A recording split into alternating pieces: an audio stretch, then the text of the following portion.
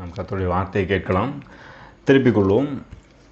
கலாத்தியர் 4வது அதிகாரம் 6வது வசனம் 7வது வசனம். கலாத்தியர் 4வது அதிகாரம் 6வது 7வது வசனங்களை நான் உங்களுக்காக வாசிக்கிறேன். மேலும் நீங்கள் புத்திரராய் இருக்கிறபடினால் அப்பா பிதாவே என்று கூப்பிடத்தக்கதாக தேவன் தமது குமாரனுடைய ஆவியை உங்கள் இருதயங்களில் அனுப்பினார். ஆகையால் இனி நீ அடிமையாயிராமல் புத்திரனாய் இருக்கிறாய்.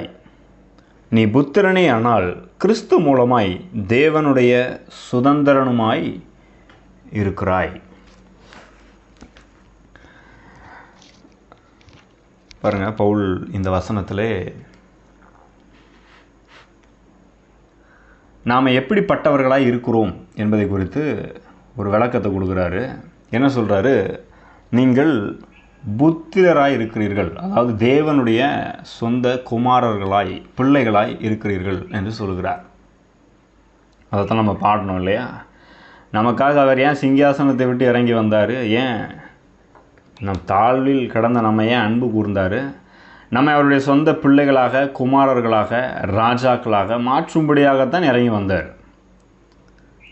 அப்போ அப்படி நம்மை அவர் தம்முடைய சொந்த பிள்ளைகளாக, குமாரர்களாக மாற்றியிருப்பார் என்றால், அப்போ இன்றைக்கி நாம் எப்படிப்பட்டவர்களாக இருக்க வேண்டும் என்பதை நாம் கொஞ்சம் யோசித்து பார்க்கணும். ஒருவேளை நீங்கள் ஒரு கிறிஸ்தவராக இருந்து கொண்டு ஒரு வியாதிப்பட்ட நிலையில், இல்லை ஒரு குறைவில், ஒரு தாழ்ச்சியில், இல்லாமையில், வறுமையில் அப்படி இருந்தீங்க அப்படின்னா, நீங்கள் அப்படி இருக்க வேண்டிய அவசியம் இல்லை என்று வேதம் சொல்லுகிறது. ஏன் அப்படி சொல்கிறேன்? ஏனென்றால் உங்களுடைய பரலோக பிதா மிகவும் நல்லவராக இருக்கிறார். பாருங்க, உலகத்தில் உங்களுக்கு பிள்ளைங்க இருக்கிறாங்க. உங்களுடைய பிள்ளைகளே நீங்கள் நான் தான் கஷ்டப்பட்டேங்க, என் பிள்ளை கஷ்டப்படக்கூடாது, என் பிள்ளை கஷ்டப்படக்கூடாதுன்றதுக்காக தான் நானே கஷ்டப்பட்டேன் அப்படிலாம் சொல்கிறீங்க இல்லையா? எல்லா பெற்றோருமே அப்படி தான் சொல்கிறாங்க. அப்போ கொஞ்சம் யோசிச்சு பாருங்கள்.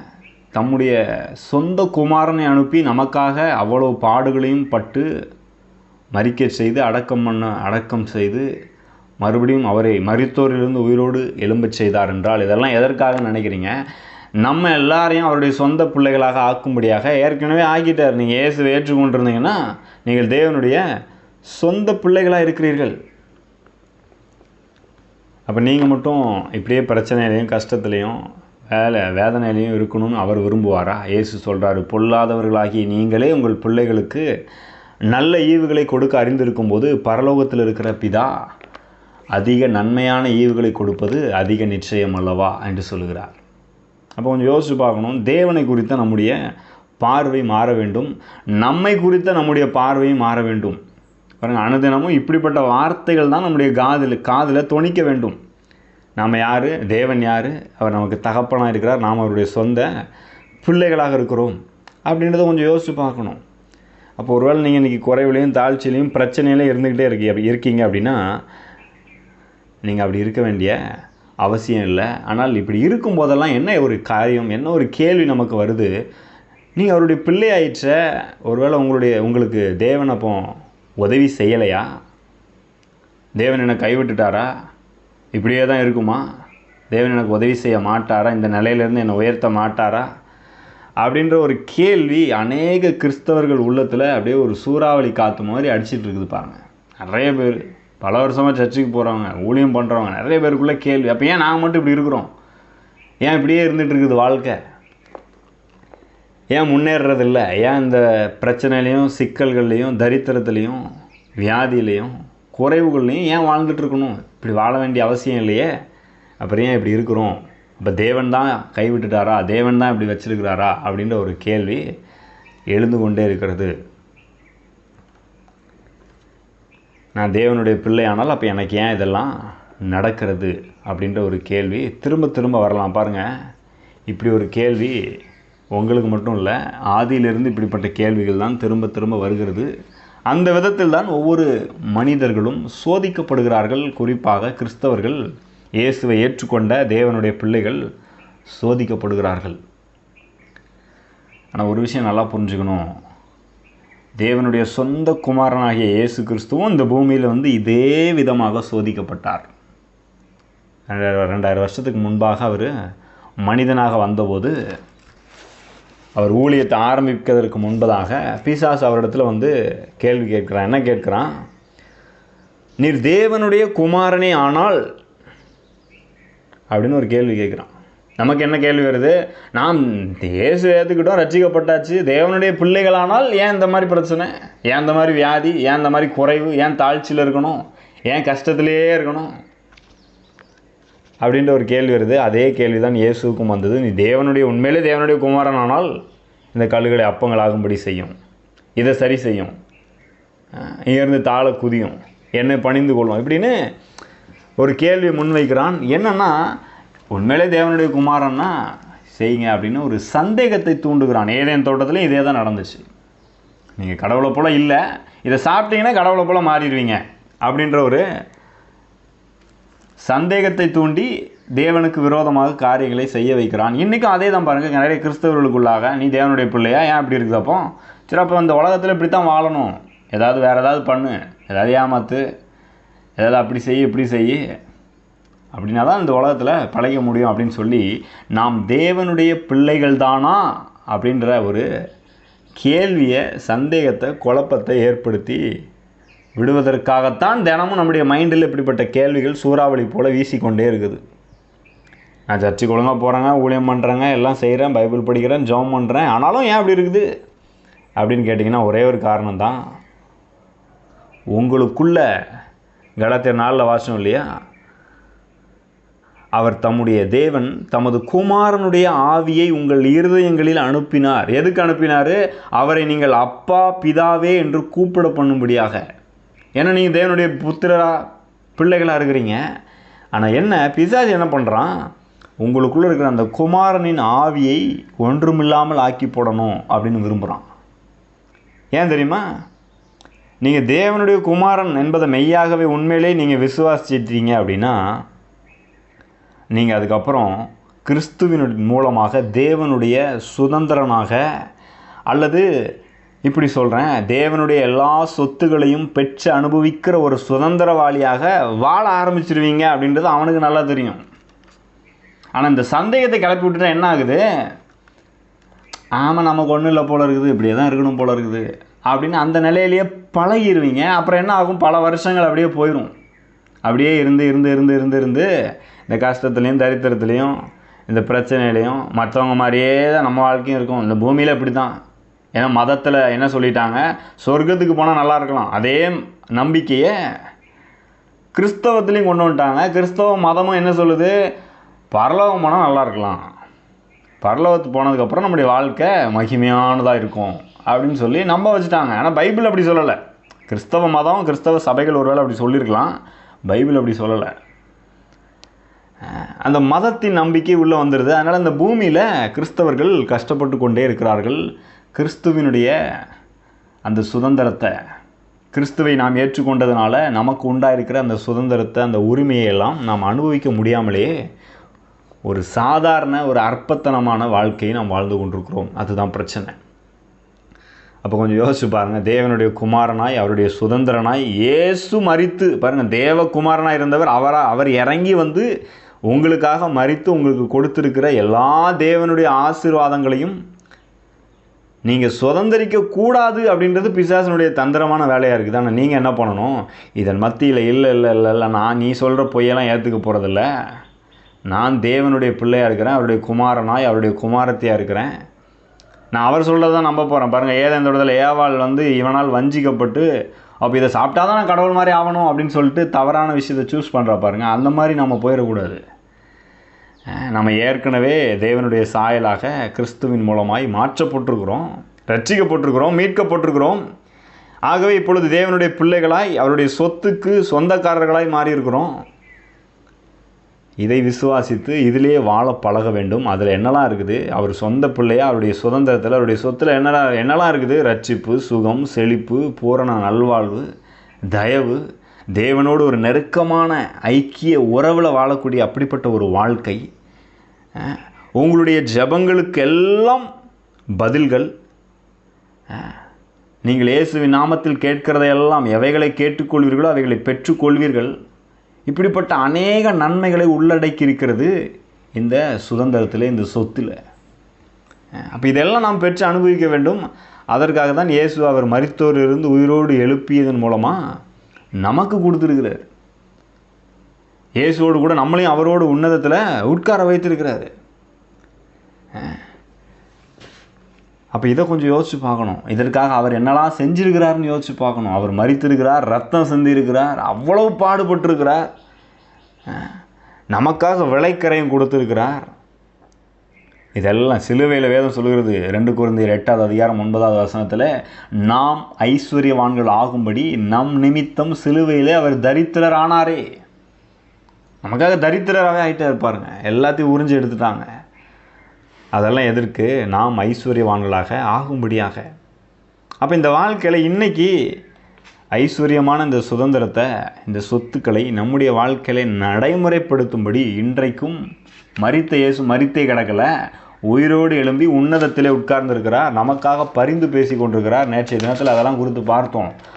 நமக்கு ஒரு மெல்கி சேதைக்கின் முறைமையின்படியான ஒரு அற்புதமான ஆசீர்வதிக்கிற பிரதான ஆசாரியர் இருக்கிறார். நம்மக்கிட்டேருந்து எல்லாத்தையும் வாங்குகிற பிரதான ஆசாரியர் அல்ல இவர். நம்மை ஆசீர்வதித்து நமக்கு எல்லாவற்றையும் கொடுக்குற பிரதான ஆசாரியராக இருக்கிறார்.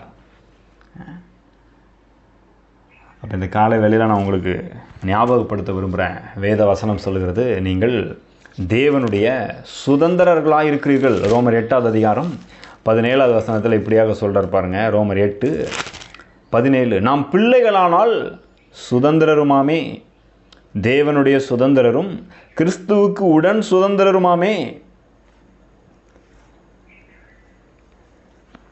அப்போ நாம் தேவனுடைய சுதந்திரராக இருக்கிறோம், கிறிஸ்துவுக்கு உடன் சுதந்திரராக இருக்கிறோம். ஆகவே கிறிஸ்துவினுடையது எல்லாம் நம்முடைய சுதந்திரமாகவும் நம்முடைய சொத்தாகவும் என்ன செய்யப்பட்டிருக்கிறது? மாற்றப்பட்டிருக்கிறது. இப்போ என்னுடைய கேள்வி என்னென்னா, அப்போ நீங்கள் தேவனுடைய சுதந்திரராக, தேவனுடைய சொத்துக்கு உரிமையுள்ளவர்களாக இருக்கிறீங்கன்னா உங்களுடைய செழிப்பின் நிலை என்ன? உங்களுடைய ஆசீர்வாதம், உங்களுடைய ஐஸ்வர்யம், உங்களுடைய ஆரோக்கியம், அதை பற்றிய நிலை என்ன அப்படின்னு ஒரு கேள்வியை கேட்குறேன். நான் சொல்கிறேன், வேதம் சொல்கிறது, வெள்ளியும் என்னுடையது, பொன்னும் என்னுடையது. கர்த்தர் சொல்கிறார், எல்லா வைரங்களும், இந்த பூமியில் இருக்கிற எல்லா ஐஸ்வர்யங்களும் ஆசீர்வாதங்களும் தேவனுடையது. பாருங்கள், அப்போ தேவனுடைய சுதந்திரனா, சொத்துக்கு உரிமை உள்ளவனா நான் இருக்கிறேன்னா அது எல்லாமே என்னுடையதாகவும் இருக்கிறது. ஆகவே அதிலிருந்து என்னுடைய தேவைகளெல்லாம் கண்டிப்பாக சந்திக்கப்படும். பாருங்கள், ஒருவேளை இன்றைக்கி நீங்கள் எந்த நிலையில் இருக்கிறீங்கன்றது பிரச்சனை இல்லை, ஆனால் நீங்கள் தேவனுடைய சொத்துக்கு உரிமைதாரர்களாக இருக்கிறீர்கள். சங்கீதம் 50:10 சொல்கிறாரு, சகல காட்டு மிருகங்களும் மலைகளில் திரிகின்ற ஆயிரக்கணக்கான கால்நடைகளும் என்னுடையவைகள். இதெல்லாம் என்னுடையதான் அப்படின்றாரு. அவருடைய இதெல்லாம் நம்முடையதாக சிலுவையின் மூலமாய் மாறி இருக்கிறது. அப்போ தேவனுடைய சுதந்திரராக நீங்கள் இருக்கிறீங்க அப்படின்னா உங்களுடைய சுகம் எப்படிப்பட்டதாக இருக்கும் அப்படின்றத கொஞ்சம் யோசித்து பார்க்கணும். இயேசுவுக்கு வியாதி இருந்துச்சா? சிலுவையில் மட்டும்தான் அவர் தரித்திரரானார், வியாதிப்பட்டார். நம்முடைய வியாதி, பலவீனங்கள் எல்லாவற்றையும் ஏற்றுக்கொண்டார். பாருங்க, எதுக்காக? நாம் அதெல்லாம் ஏற்றுக்கொண்டு இந்த பூமியில் கஷ்டப்படக்கூடாதுன்றதுக்காக. அப்போ இன்றைக்கி நம்ம என்ன பண்ணணும்? இன்றைக்கி நம்முடைய சுகம், ஆரோக்கியம் எப்படிப்பட்டதாக இருக்கணும்? பாருங்கள், நம்முடைய சிருஷ்டிகர் அவரே நம்முடைய வாழ்க்கையின் ஜீவ சுவாசமாக இருக்கிறாரு. அவரிடத்துல வியாதி இல்லைனா அப்போ நமக்கும் வியாதி இருக்கக்கூடாது. ஒருவேளை இருந்தாலும் நான் சொல்கிறேன், நீங்கள் அதை மேற்கொள்ள வேண்டும், அதை ஜெயிக்க வேண்டும், முன்னேற வேண்டும். எப்படிங்க முன்னேறது? இந்த சத்தியத்தை கேட்டுக்கிட்டே இருக்கிறதன் மூலமாக உங்கள் மனம் புதிதாகிறது. பாருங்கள், அதனால தான் இதை தொடர்ந்து இதையே பேசிகிட்டு இருக்கிறேன். நான் இந்த காலை வேளையில் தொடர்ந்து நான் பேசுகிற சத்தியங்கள் என்ன அப்படின்னா, கிறிஸ்து உங்களுக்காக என்னெல்லாம் பண்ணியிருக்கிறாரு, அதன் மூலமாக நீங்கள் தேவனோடு ரொம்ப நெருக்கமாகணும், அவரோடு உறவாடணும், அவர் கூட பேசணும், அவர் கூட பழகணும். அதன் மூலமாக என்ன நடக்கிறது? கிறிஸ்துவுக்குள் உங்களுக்கு உண்டாயிருக்கிற எல்லா சுதந்திரத்தையும் நீங்கள் அணுவாக அனுபவிக்க ஆரம்பிப்பீங்க. பாருங்கள், ஆதாம் பண்ண பாவத்தினால அணுவாக மனுஷன் சித்திரவதையை அனுபவிக்க ஆரம்பித்தான், பிரச்சனையை அனுபவிக்க ஆரம்பித்தான், தரித்திரத்தை, வேலையில் கஷ்டத்தை,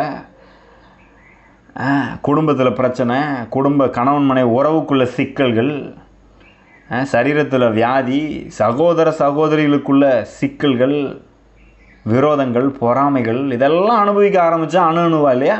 நான் சொல்கிறேன், வந்து நம்மை தேவனோடு ஒப்புரவாக்கி விட்டார், நம்முடைய பாவ சாபங்களை எல்லாம் சுமந்து தீர்த்து விட்டார். இப்போ எதை பற்றி கேட்கணும்? முதலாம் ஆதாமின் சந்ததியிலிருந்து மட்டும் இப்போ இல்லை, நாம் ஆபிரகாமின் சந்ததியாராய் கிறிஸ்துவின் சந்ததியாராய் மாறி இருக்கிறோம். இப்போ கிறிஸ்து எப்படி யோசிக்கிறாரு, கிறிஸ்து எப்படி சிந்திக்கிறாரு, அதன் அடிப்படையில் சிந்திக்க வேண்டும். எப்படிங்க சிந்திக்கிறது? அதுக்கு தான் அவர் தம்முடைய வார்த்தையை கொடுத்திருக்கிறார். அதையே கேட்டுக்கொண்டே இருக்கும்போது நம்முடைய சிந்தையே மாறுகிறது.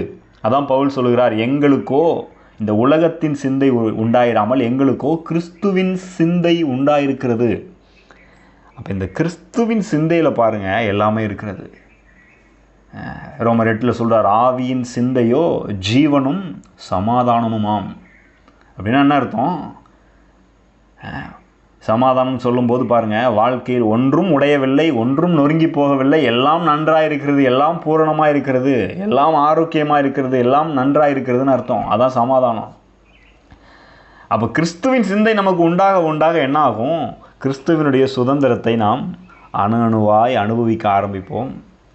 ஏன்னா ஏற்கனவே நீங்கள் அதற்கு வெறும் தகுதியானவர்கள்ன்றது மட்டும் கிடையாது பாருங்கள், மாறாக இயேசுவின் ரத்தத்தினால அது விலைக்கரையும் கொடுத்து வாங்கப்பட்டிருக்கிறது, அது உங்களுக்கு கொடுக்கப்பட்டிருக்கிறது. நம்ம ரொம்ப தகுதியாக இருந்தோம், எல்லாம் கரெக்டாக இருந்துட்டோம், நான் கரெக்டாக ஜாப் பண்ணிட்டேன், நல்லா ஒழுங்காக பண்ணுறேன், எல்லாம் ஊழியம் கரெக்டாக பண்ணுறேன், நான் சர்ச்சுக்கு கரெக்டாக ஒழுங்காக போயிடுறேன், அதெல்லாம் கரெக்டாக பண்ணிடுறேன், இதெல்லாம் கரெக்டாக பண்ணிடுறேன், முழங்கால நின்றுறேன், ஜெபம் பண்ணிடுறேன், உபவாசம் இருந்துடுறேன், அந்த தகுதியினால் கிடையாதுங்க. இயேசு ரத்தத்தை சிந்தி விலைக்கரையத்தை கொடுத்திருக்கிறார் நமக்காக, எல்லாவற்றையும் அவர் செய்து முடித்திருக்கிறார், நம்மை தகுதி உள்ளவர்களாய் மாற்றி இருக்கிறார். தேவனுடைய சொந்த பிள்ளையாக இருக்கிறோம். நாம் பிள்ளைக்கு சொத்துல உரிமை உண்டு, அவ்வளோதான். பாருங்க, உலகத்திலே பிள்ளை எப்படி ஊதாரியாக இருந்தாலும் எப்படி தப்பாக இருந்தாலும் சொத்துக்கு பிள்ளை உரிமைதாரராக இருக்கிறாங்க இல்லையா? அப்போ தேவனை யோசிச்சு பாருங்கள், நமக்காக விலைக்கரையம் கொடுத்து சொந்த பிள்ளைகளாக மாற்றி இருக்கிறார். தொடர்ந்து நம்மை தம்முடைய வசனத்தினாலே ஆவியினாலே சுத்திகரித்து கொண்டே இருக்கிறார். ஒரு நாள் ஒரு மகிமையுள்ள சபையை அவருக்கு முன்பாக நிறுத்தி கொள்ள போகிறார். அப்போ இன்றைக்கி நாம் அனுபவிக்கிறதற்கு நமக்கு எதையும் கொடுக்க மாட்டார்னு நினைக்கிறீங்களா? முதல்ல அந்த எண்ணத்தை தூக்கி தூர போட்டுருங்க. தேவன் தம்முடைய எல்லா நன்மைகளையும் உங்களுக்குத்தான் கொடுக்க வேண்டும் என்று சித்தம் கொண்டிருக்கிறார். உங்களை பற்றியே தான் நினச்சிட்டு இருக்கிறார். ஆகவே உங்கள் தகுதியை பற்றி யோசிக்காதீங்க. நீங்கள் அவரோடு நெருங்க பாருங்கள், காலையில் கடவுளோடு நெருங்கணும் பாருங்கள், அது ரொம்ப முக்கியம். கடவுளோடு நெருங்க ஒருவேளை உங்களிடத்துல குறைவுகள் தவறுகள் இருந்தால் கூட சரியாயிரும். ஏன்னா நீங்கள் அவரை போல் மாறிடுவீங்க. நம்ம யார் கூட அதிகமாக நெருக்கமாக இருக்கிறோமோ அவங்கள போல் மாறுறோம் இல்லையா?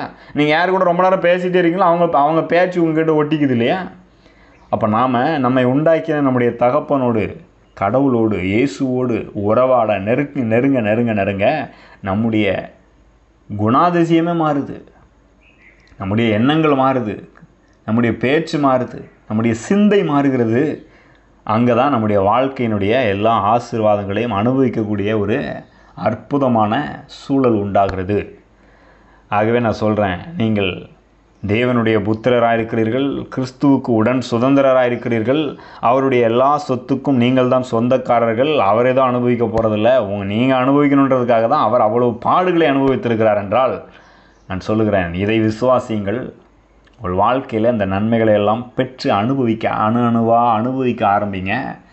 ஆதாமை பற்றி, உங்களை பற்றி, உங்கள் தகுதியை பற்றியே யோசிச்சிங்கன்னா ஆதாமினுடைய அந்த சொத்து வந்துடும். என்னது? பயம், கவலை, குழப்பம், சந்தேகம், நான் தகுதி இல்லையே, நான் ஒழுங்கா இல்லையே, தேவரீருடைய சத்தத்தை கேட்டு பயந்து ஒழித்து கொண்டேன்றான். பார்த்தீங்களா? கர்த்தருடைய சத்தமே உங்களுக்கு பயமாக இருக்கும். நிறைய பேர் அதனால தான் பழைய ஏற்பாட்டில் ஏதாவது ஒரு வசனத்தை எடுத்துக்கிட்டு பாருங்கள், கர்த்தர் கொந்தளிக்கிறார், குமுறுகிறார், கோபமாக இருக்கிறாருன்னு இவங்க எக்ஸ்ட்ரா கொந்தளிச்சிட்டு இருக்கிறாங்க. இதெல்லாம் ஆதாமினுடைய சந்ததியில் அணுவாய் அனுபவிக்கிற தவறான ஒரு நிலை, அவனுடைய சிந்தை. ஆனால் நமக்கோ கிறிஸ்துவின் சிந்தை உண்டாயிருக்கிறது என்று வேதம் சொல்கிறது. கிறிஸ்துவின் சிந்தை எப்படிப்பட்டதுன்னு நினைக்கிறீங்க? ஏசு என்னைக்காச்சும் பிதாவின் இடத்துல போகிறதுக்கு பயந்துட்டு இருந்தாரா? அப்படி சொல்லவே இல்லை. என்ன தெரியுமா சொல்கிறாரு? என் பிதா என்னை தனியே இருக்க விடவில்லை. ஆனால் இன்றைக்கி நிறைய கிறிஸ்தவங்க என்ன சொல்கிறாங்க? கர்த்தர் என்னை கைவிட்டு விட்டாரோ அப்படின்றாங்க. நான் தப்பு பண்ணிட்டாங்க அதனால் விட்டுட்டார் போல இருக்குது, அதனால தான் இந்த கஷ்டம் போல இருக்குது, இந்த வேதனை போல இருக்குது அப்படின்னு நினச்சிட்டு இருக்கிறாங்க. நான் சொல்கிறேன், அவர் நம்மை கைவிடுவதே இல்லை. ஏனென்றால் அவர் ஏற்கனவே சொல்லிவிட்டார், நான் உன்னை விட்டு விலகுவதும் இல்லை, உன்னை கைவிடுவதும் இல்லை. அவ்வளோதான். அவர் சொன்னால் சொன்னபடி தான் செய்வார். ஏனென்றால் அவர் உண்மை உள்ளவராக இருக்கிறார். ஆகவே நீங்கள் கிறிஸ்துவுக்கு உடன் சுதந்திரராக இருக்கிறீர்கள். அவருடைய சொந்த இரத்தத்தினால் மீட்கப்பட்ட தேவனுடைய பிள்ளைகளாக இருக்கிறீர்கள். எல்லா சொத்துக்கும் நீங்கள் உரிமைதாரராக இருக்கிறீர்கள். இதை விசுவாசிக்க இதை கேட்க உங்கள் இருதயம் இதனால் நிரம்பும். விசுவாசிக்க ஆரம்பிப்பீங்க, உங்களுடைய சிந்தையே மாறிடும். அதுக்கப்புறம் தான் நீங்கள் அதை அணுவாய் அனுபவிக்க முடியும். ஆமென். நாம் ஜெபிக்கலாம். ஸ்தோத்திரம் கர்த்தாவே, நன்றியோடு உம்மை துதிக்கிறோம் ஆண்டவர். இந்த காலை வேளைக்காய் நன்றி செலுத்துகிறோம். பரிசுத்த ஆவியானவரே, சகல சத்தியத்திற்குள்ளும் எங்களை வழி நடத்துகிறவரே, சத்தியத்தை அனுபவிக்க உதவி செய்கிறவரே, ஆண்டவர் இந்த நாளிலும் கேட்ட உடைய வார்த்தைக்காக, சத்தியத்துக்காக நன்றி செலுத்துகிறோம். நாங்கள் தேவனுடைய புத்திரராக இருக்கிறோம். கிறிஸ்துவுக்கு உடன் சுதந்திரவாளிகளாக இருக்கிறோம். நாங்கள் எல்லா நன்மைகளையும் பெற்று அனுபவிக்கும்படி எங்களுக்காய் நீர் சிலுவையில் எல்லா பாடுகளையும் பட்டு தரித்திரராகி இருக்கிறீர்கள் கர்த்தாவே. அதை எண்ணி பார்க்கிறோம். ஒருவேளை இப்பொழுது எங்கள் சூழ்நிலைகள் எப்படி இருந்தாலும் சரி ஆண்டவர், இந்த வார்த்தை கேட்களுடைய வாழ்க்கையின் சூழ்நிலை எப்படி இருந்தாலும் சரி, அவர்கள் அந்த நிலையில் இருக்கக்கூடாது. கிறிஸ்துவுக்குள்ளாக அவர்கள் தேவனுடைய பிள்ளைகளாக சுதந்திரர்களாக மாற்றப்பட்டிருக்கிறார்கள். அதை அனுபவிக்க பரிசுத்த ஆவியானவர் உதவி செய்வீராக. இந்த சத்தியத்தை தொடர்ந்து நினைப்பூட்டுவீராக. உங்களோட கூட இன்னும் அதிகமாய் நெருங்க, உறவாட, உம்மோடு பேச, உம்மோடு பழக நீர் உதவி செய்வீராக. எந்தவித சந்தேகமும் பயமும் குழப்பமும் இல்லாமல் தைரியமாய் இயேசுவை போல நாங்களும், என் பிதா என்னை தனியே இருக்க விடவில்லை, நான் என் ஜெபிக்கிற பொழுதெல்லாம் என் ஜெபத்தை அவர் கேட்கிறார், பதில் கொடுக்கிறார் என்கிற அந்த ஒரு தைரியமான நிச்சயமான நிலைக்கு வர உதவி செய்வீராக. உங்களுடைய கரத்தில் அர்ப்பணிக்கிறோம் கர்த்தாவே. தொடர்ந்து நீங்கள் ஆளுகை செய்யுங்க, வழி நடத்துங்க. இயேசுவின் நாமத்தில் ஜெபிக்கிறோம் நல்ல பிதாவே. ஆமென். நீங்கள் ஆசீர்வதிக்கப்பட்டவர்கள். நீங்கள் தேவனுடைய பிள்ளைகளாக இருக்கிறீர்கள். இந்த செய்தி உங்களுக்கு மிகுந்த ஆசீர்வாதமாக இருந்திருக்கும் என்று நம்புகிறோம். இதை உங்கள் நண்பர்களோடும் பகிர்ந்து கொள்ளுங்கள். காலையில் கடவுளோடு என்கிற இந்த ஜெபம் திங்கள் முதல் சனிக்கிழமை வரை ஒவ்வொரு நாளும் காலை 5:30 மணி முதல் 6 மணி வரை கூகுள் மீட் இணையதளத்தில் நடைபெறுகிறது. இதில் நீங்களும் நேரடியாக கலந்து கொள்ள விரும்பினால் 9486609339 என்கிற எண்ணிற்கு நீங்கள் தொடர்பு கொள்ளலாம், அல்லது வாட்ஸ்அப் மூலமாக மெசேஜ் அனுப்பலாம். உங்களுக்கு அதற்கு தேவையான லிங்க் மற்றும் விவரங்கள் அனுப்பி வைக்கப்படும். நீங்கள் ஆசீர்வதிக்கப்பட்டவர்கள்.